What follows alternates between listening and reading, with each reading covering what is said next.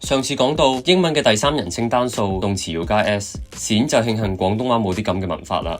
不過你又知唔知道，同樣代表第三人稱單數嘅佢，原來有幾個特殊嘅用法？我哋係靈知，今日嘅語言學知識係佢嘅特殊用法。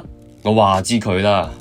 首先，佢固然對應 he、she、it 等等，但係廣東話嘅佢，如果出現喺主語嘅位置，基本上只可以借代有生名詞，例如佢係個好人，佢靚到揼一聲。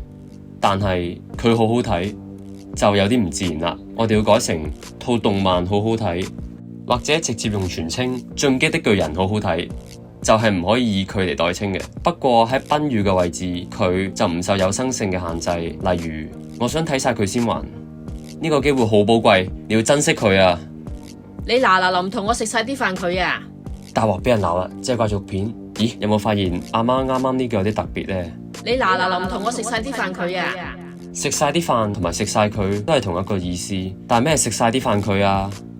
呢一個佢某程度上係冇意義嘅，因為佢嘅功能係加強對應嘅賓語，依然都係呢一本書嘅第82頁舉出以下4例，大家覺得點呢？